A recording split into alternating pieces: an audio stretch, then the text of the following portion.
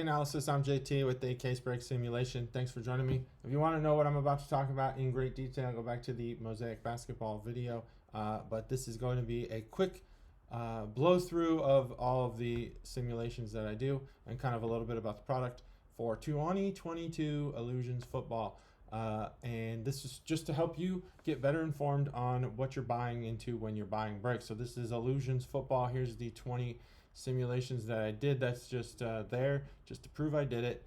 So what is this? This set is good for, personally, I don't think the base set is very strong. I think the acetate cards are exactly what make this product cool. Some of the cards do have staying power. So King of Cards, Illusionist, Mystique. You see these cards at a lot of card shows. You see these cards selling. They're not high dollar cards, but they are cards that people seek out and look for. A lot of the rookies and stuff. I almost don't want to say that because I personally collect a lot of these acetate cards. But the base set's not very sought after. They do have kind of a parallel where there's like a vet or a retired guy and a current guy. And that's all right, but I don't really know of anybody who's looking for this. The checklist is really cool, really good. A lot of rookies, veterans, and retired players.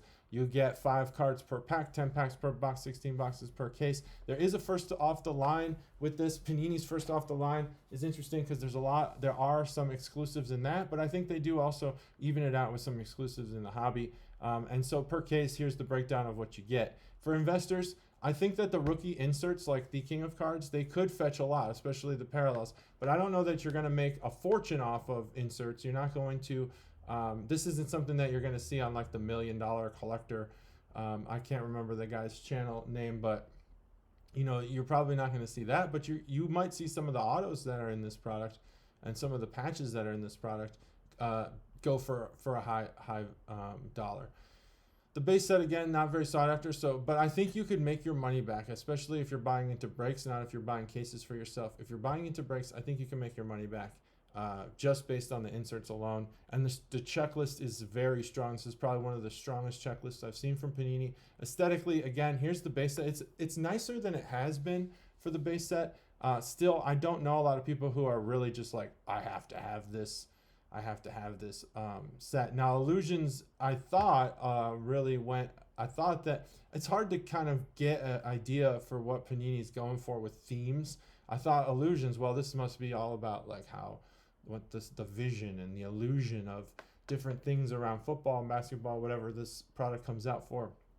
But there's some really things that don't make sense here.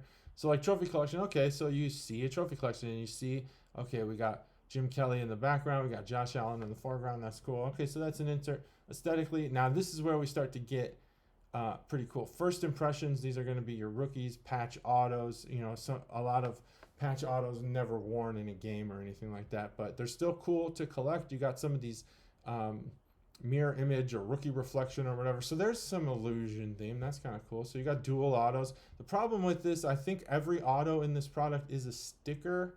I can't remember if I have that down, but any of the text you see here is from Beckett. I gotta give them credit where it's due.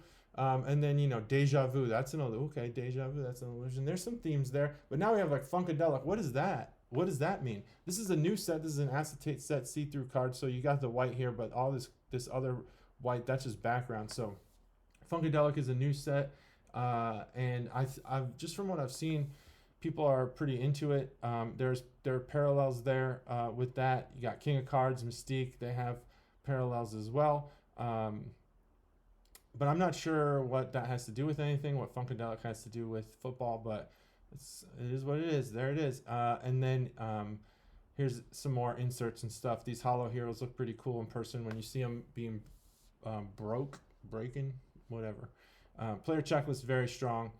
Cost of a 16-box hobby case from Steel City is $6,399. Again, the reason I do that is because I think their markup is relatively even with the rest of the break community. So if you're going straight off autographs, this again does not have anything to do with the strength of the checklist. You know, you're gonna wind up with a lot of rookies and stuff, especially being Panini, but there are veterans in here. I believe there's like Peyton Manning has some autos in this product. So if you're going straight off autos, I would not pay more than $400 for the Steelers or any team for that matter. I'm not sure how much they're going for right now. But this is the breakdown by auto of the top 10 teams and the prices that you should not go over. If you spend that and you think that I had something to do with you maybe missing a hit or something, that's not my fault. This is my disclaimer. I'm just doing these simulations based on checklists and some research. I'm not guaranteeing you anything. Price, and then so here's the lowest that you should pay. And then if you're a parallel chaser, here's what you should do there. Top 10, bottom 10. Top 10 for inserts if you're searching for those, which I would be searching for those acetate cards. Geez, $500 for the Titans. That's only, again, if you're basing that strictly off of the inserts. That's because the Titans probably have a lot of inserts. They have 77 insert cards. Is that the most? Yeah, that's the most. So that's what you should pay. But I don't think you should pay that for the Titans. I think that you should stick between these two, the parallel price and the auto price. If you stick between that as far as the highest you should go, I think you'll do okay. And that's typically what I'm seeing when I look on Facebook and eBay for breaks. It's between those prices. So there you go, distribution of cost per team. Here's the assumptions I'm making for cards that are not numbered. I need to, in order to make this set simulatable, I need to have a print run for everything. And so I make some assumptions about print runs. There they are. So here's the master checklist. This is not part of the simulation. This is just what cards are the most common. So there's a lot of mystique if we make that assumption that there's 1,000 of each for non-numbered cards. Not sure how many there are.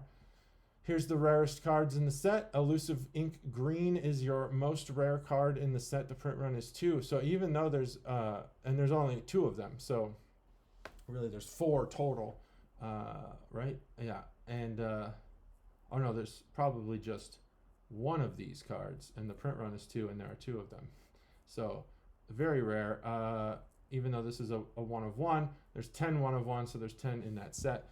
Deja Vu Purple, that's kind of how that works. So here's your rarest sets, and this doesn't help you really purchase with your breaks, but it might help you when you're listing your cards on eBay or trying to decide on prices, which ones are the most rare. So there you have it. Now print runs by team. If you want to know who has the most 1 of 1s, it is the Steelers, followed by the Titans, then the Jets. There you go. Here, I'll let you take that screenshot of the lowest print runs, okay, by team. I'm not going to do the least frequent print runs. That doesn't make a whole lot of sense. Here is the total. There are over 1,000 1 of 1s in this product. That's a ton of 1 of 1s. Pretty cool. Just like the Mosaic basketball, if you're chasing 1 of 1s, this is the way to go. There's also a lot of 10 serial numbered cards, print run cards. So there you have that breakdown. Now, number of cards by team. Let's go with the most frequent, the Steelers, Titans, Jets. Take your screenshot if you want it. That is total unique cards, right? Yeah, total unique cards by team for the whole set. Here's the least frequent. Most of them, obviously, these dual teams. Let me go to an actual team. The Cleveland Browns have the least amount of cards, and then here's the other kind of rundown there, least amount. So then we're talking, here's the simulation. This is just for one case. This is case number 20 in the simulation. Here are the cards that I pulled. Let's just look at what autos I was able to pull out of this set. See, you do get a lot of kind of weak autographs. Autographs you might think, oh man, that stinks. I didn't really want these guys. I wasted my money. So, you buy into the Steelers. You get Kenny Pickett. That's good. It's a rookie card, rookie auto. Trophy collection. Its print run is 35. That's a good card. You also got a 1 of 1 here.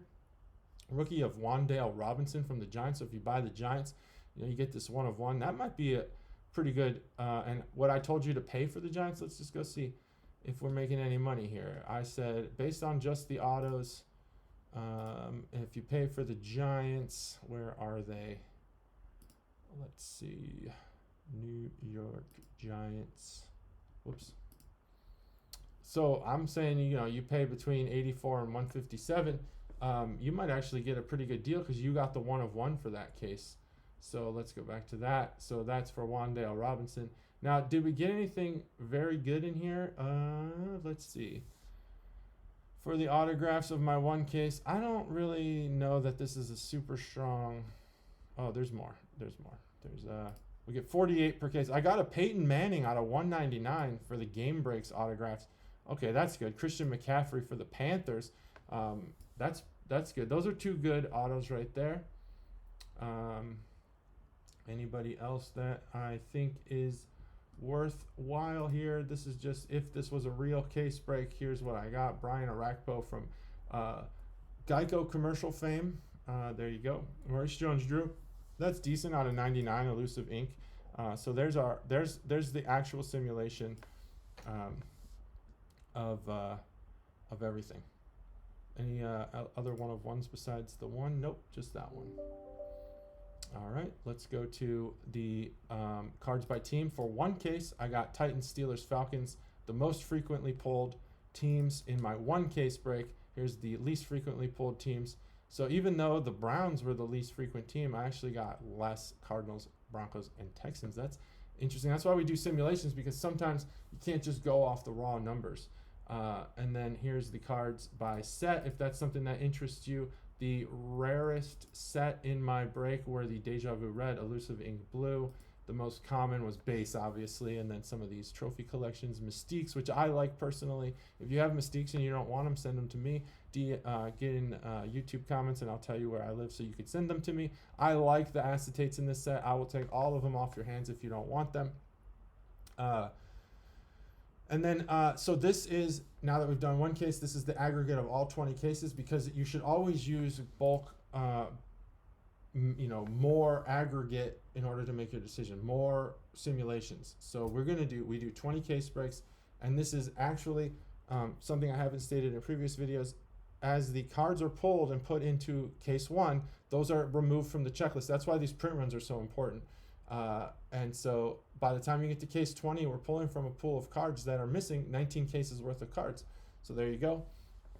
That's why, again, print runs are so important. So in 20 simulated cases, we have almost 1,000 Steeler cards, 845 Jets cards. So there's the top most frequently pulled cards for 20 cases. Make your decisions. Make sure that you're making informed decisions.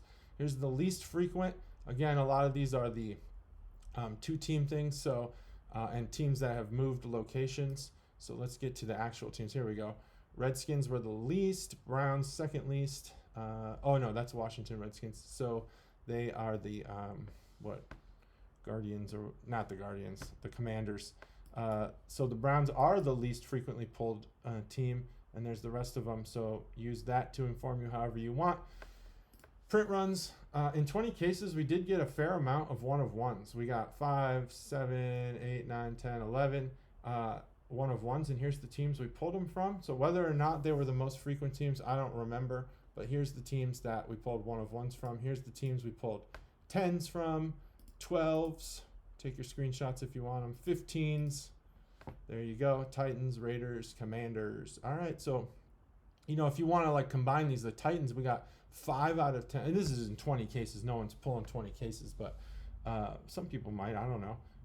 You might have some luck with the Titans because they have a lot of cards that are serial numbered in these simulations. Okay, so there we go. Moving on to the next thing. Out of these 20 cases, what was my breakdown of autographs, inserts, memorabilia, parallel? Well, I got 59 Patriots autographs, 54 Titans. There you go. There's the breakdown. Take your screenshot there. Here's the least frequent autographs. Some of these we didn't get any. And then some of these we did get some dual team autos. That's cool. St. Louis Rams, we got 3. That's crazy. And is this out of 20? Yeah, this is out of 20. There's a lot of autographs in this set. 48, I think, per case. That's pretty awesome. And then we'll go by insert here. There you go. The least frequent, I don't think it matters. Memorabilia, here's your most frequently pulled. The Steelers are just far and away have more patches and stuff than everyone else. And then the parallels, there you go. And hopefully that helps you make your informed decision. Thanks, good luck in your break, and see you next time.